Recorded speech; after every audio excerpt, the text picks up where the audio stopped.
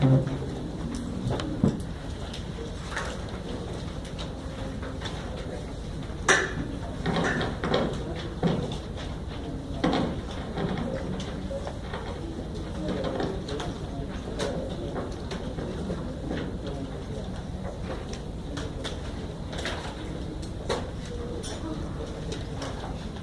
would like to tell you the whole story.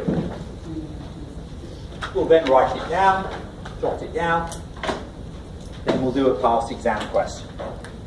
But first things first, put your pens down and just relax.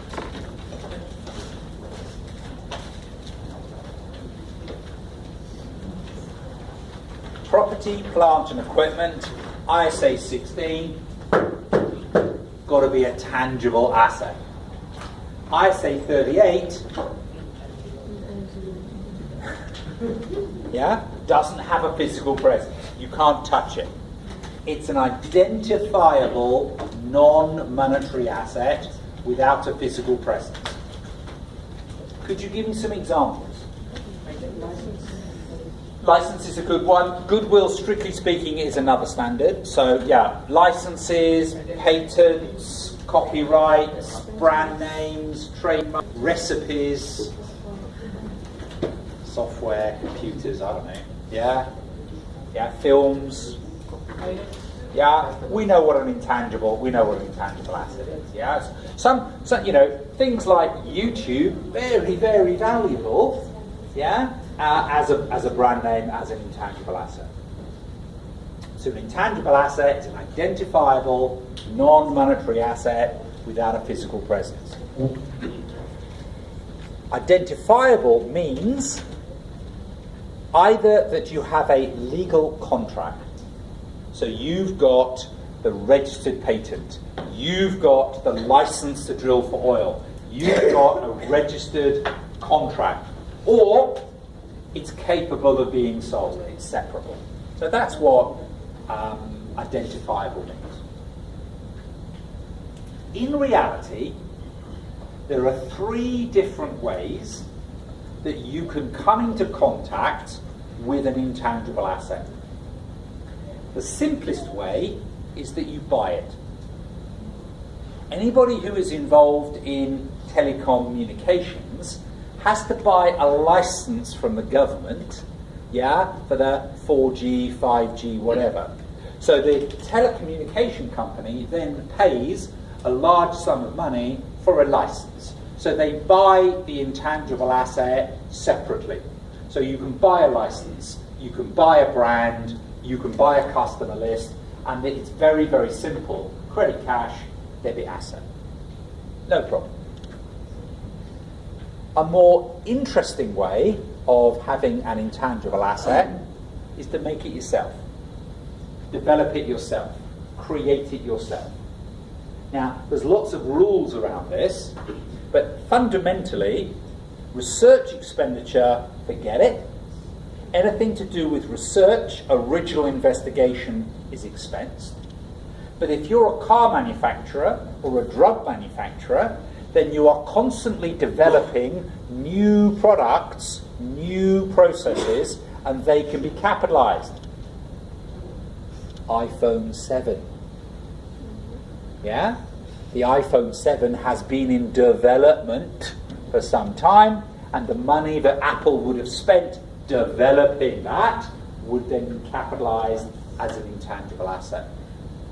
You cannot capitalize your own brand, you cannot capitalize training costs, you could not capitalize research, you could not capitalize your own customer list. So there's certain things that you just simply cannot capitalize. And if you are going to capitalize something, it must meet various tests. You have to be able to identify the project, identify the costs, it's got to be technically feasible, it's got to be looking that you're going to make a profit, have sufficient resources to complete it. So it is possible to build your own intangible asset, but there are rules. There are rules. Does anybody know the third way that you might come across an intangible asset? You can either buy it separately, make it yourself, or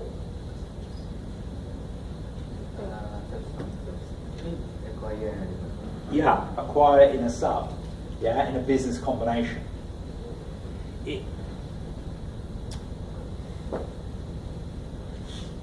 Google bought YouTube. Google bought YouTube. Facebook bought WhatsApp. Now, when Google bought YouTube, if you're YouTube, you've got this website, you've got this reputation, you've got this brand, zero. In the financial statements of YouTube, the name YouTube is not an asset. Because the marketing costs, the advertising expense. You are not allowed to create your own brand as an asset.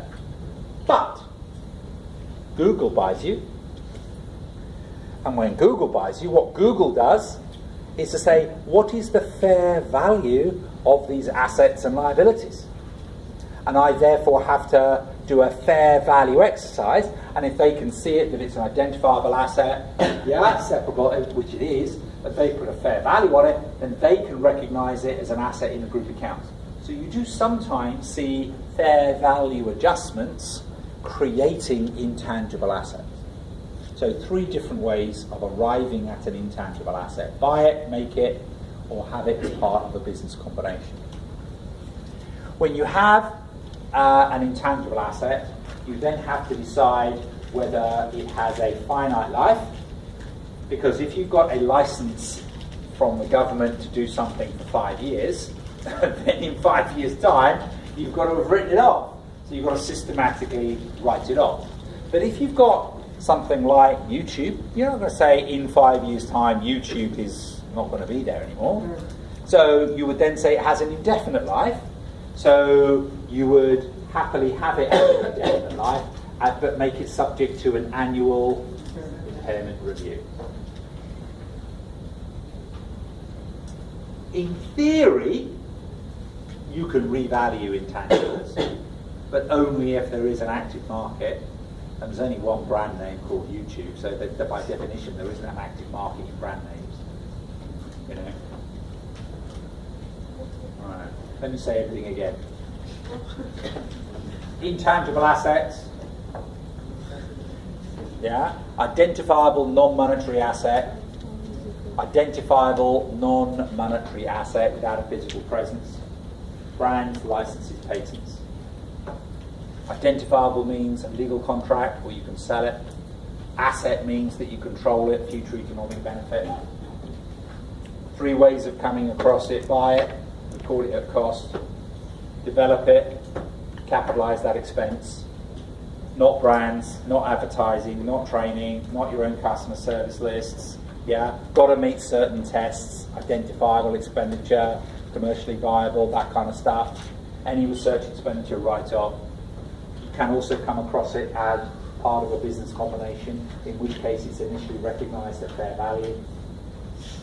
Once you've got an intangible asset, finite, is it a finite life or an indefinite life?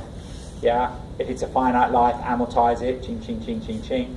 If you think it's got an indefinite life, justify it. If you think it's got an indefinite life, fair enough. If you think it's got an indefinite life, annual impairment review. Probably kept at cost.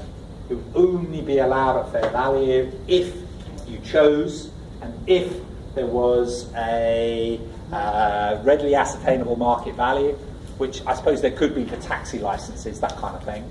But I think that's quite rare. And then gain or losses will go to OCI, as we talked about with PPE. That's brief. Right.